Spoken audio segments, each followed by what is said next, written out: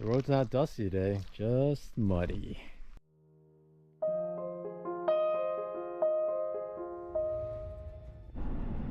We originally intended to drive the Dalton Highway, which is the furthest north you could drive in the United States, later on our trip, but we noticed that wildfires were already spread throughout and it could get worse. The connecting Elliott Highway was even closed for a few days due to wildfires.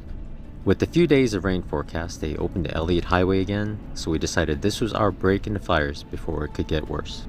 From the Kenai Peninsula, before even getting on the Dalton Highway, you have to first drive through and past Anchorage, through the Parks Highway, which is along the Denali Parks, through Fairbanks, and then through the Elliott Highway. It's a long 576 miles before even beginning the 410-mile one-way trip on the Dalton Highway.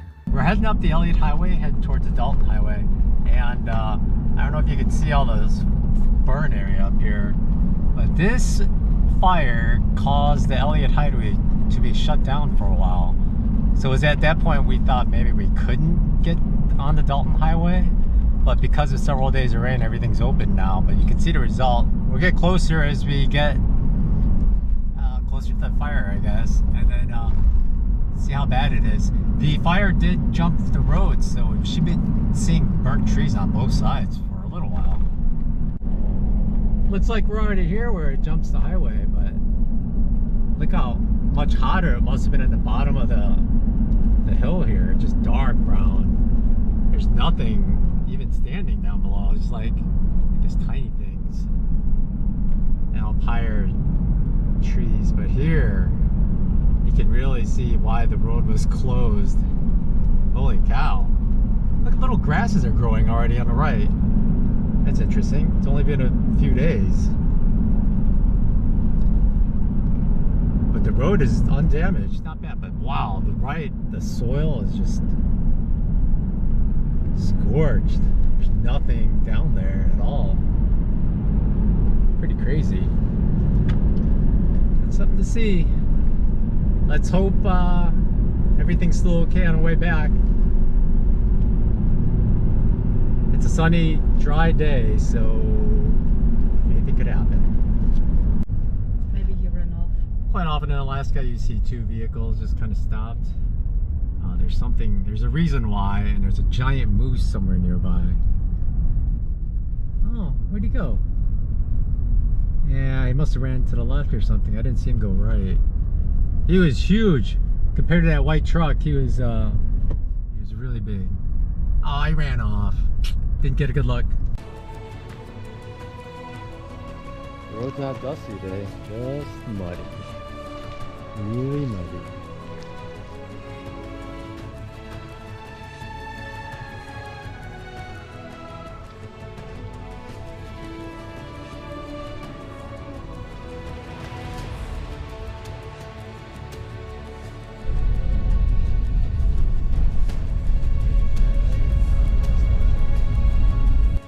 Of course, it wouldn't be a highway without major road construction, and this was actually a good, clean one.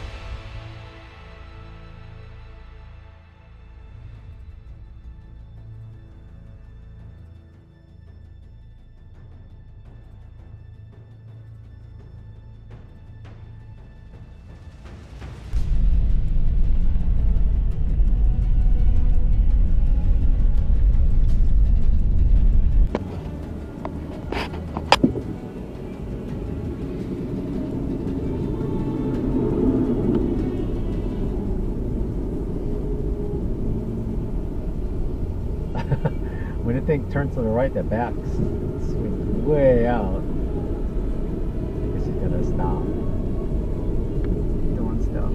Yeah, he has no reason.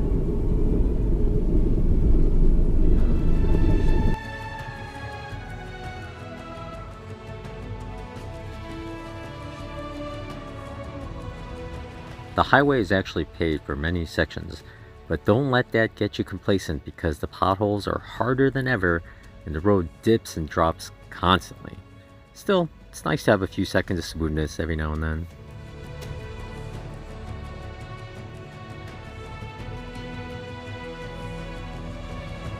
Those newly graded dirt roads are pretty heavenly, so enjoy them while they last.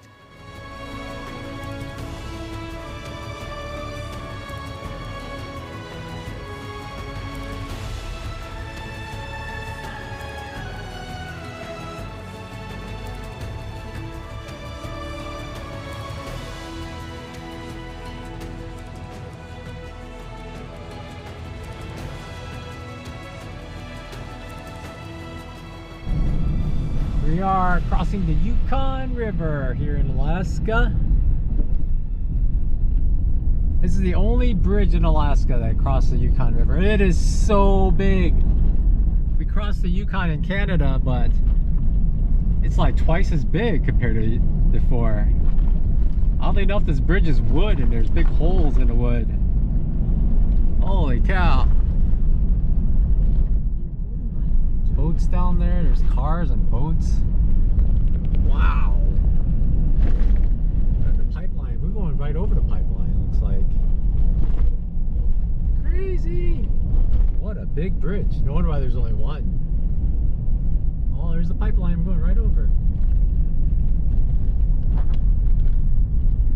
We're gonna stop here. We pulled into the Yukon River store, I guess. It's right north of the Yukon River.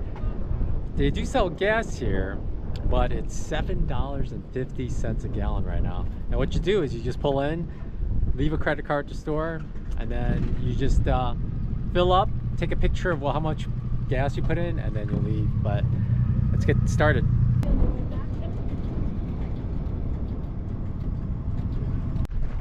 We took a little break from the drive. We're heading up. Well, we're not going to Finger Mountain itself, although this might be it. But this nice little trail goes up and there's information boards everywhere. We're just hoping up at the top there, we're gonna see a huge herd of muskox on the other side. Chances are slim, but you never know. Heading up to Finger Mountain. It's a very easy little, well-maintained trail up.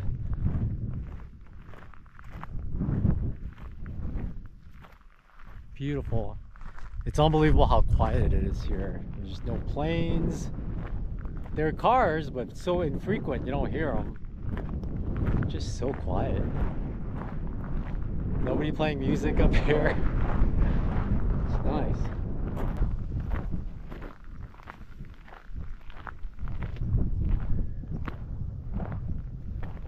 Up ahead of us is the Dalton Highway. As you can see, there's nobody. And there's clear cuts where the pipeline is. Every once in a while it's buried.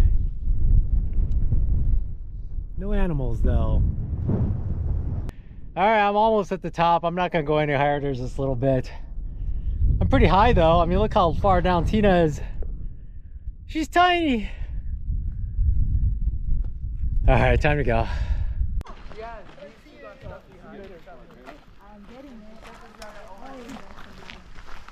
Arctic Circle.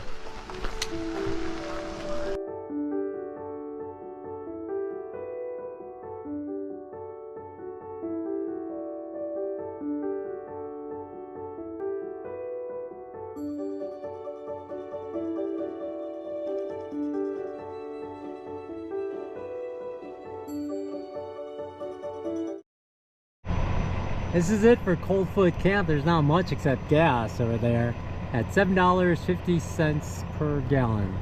Not too bad. At Prudhoe we're gonna pay $9. So a lot of trucks are here. They do sell showers for $14, but that's it. It's a whole bunch of hot food, different types of hot food and salads. So I guess all for truckers, showers and food, but no, not much else. We made it to Marion Creek Campground. We drove through Coldfoot actually. We just went to the visitor center and fortunately we got a little water somewhere.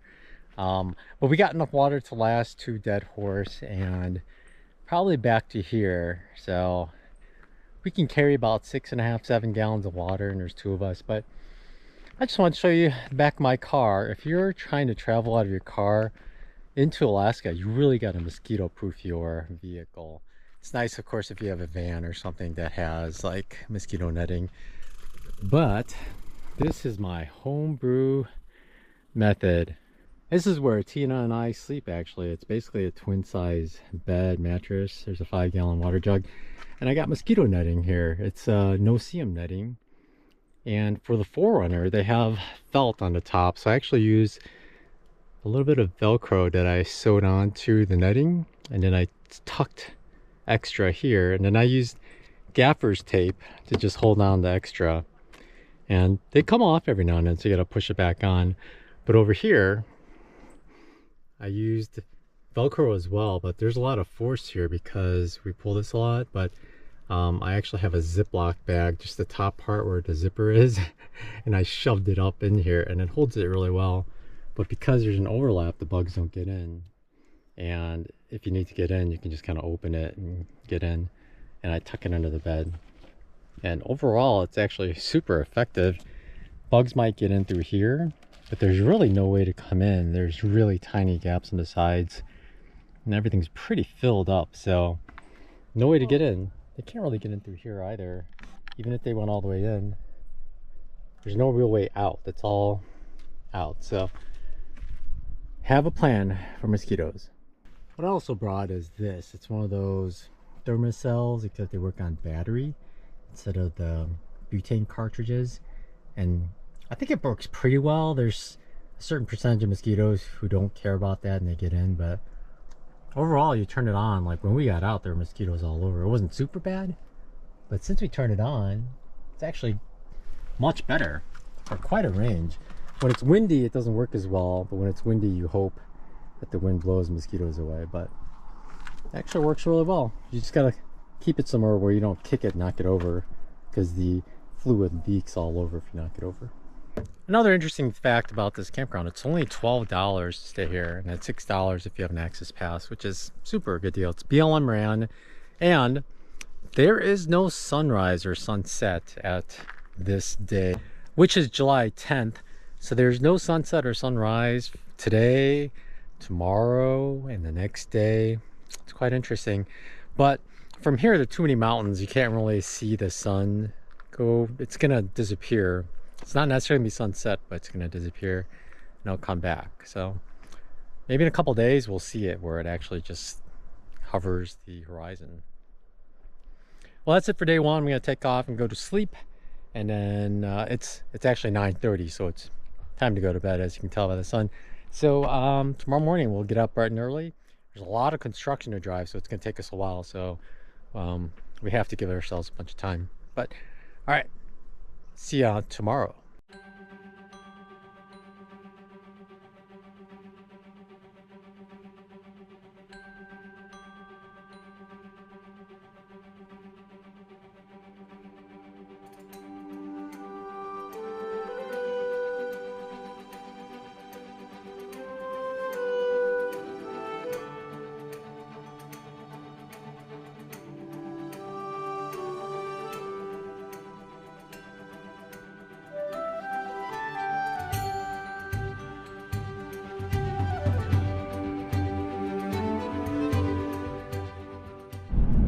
We're heading off. It's 9:30. We only have like 100 miles to go today to our campsite, but look at that. That is the gate of the Arctic, or is it Gate to the Arctic National Park. There's no foot access. There are no roads, no trails. There's either pipeline in between us or there's a river, and definitely no trails, except maybe at one point we might have to hike 5 miles to go step into the national park.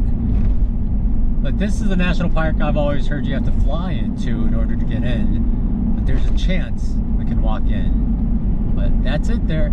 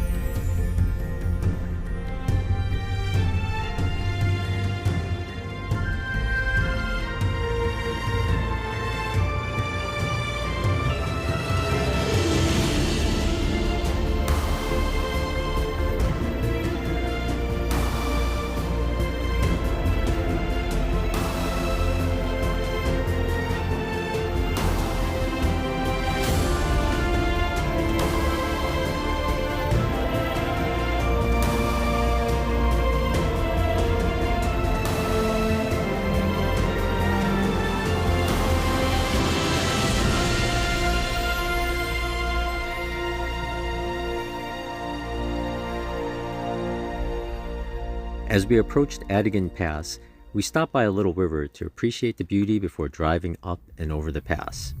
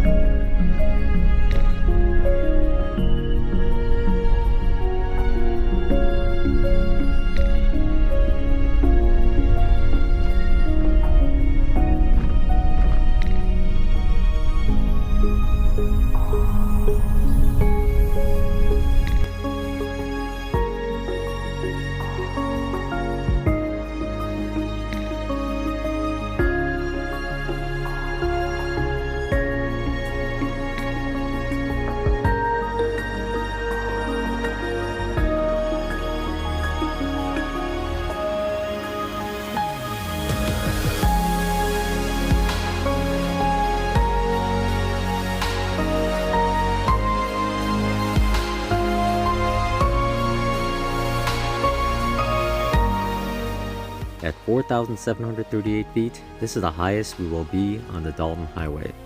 It's also the highest pass in Alaska that is maintained year-round. 4,700 feet doesn't sound like much, but even much further south in Alaska, we were watching glaciers at sea level, so it can get pretty extreme here.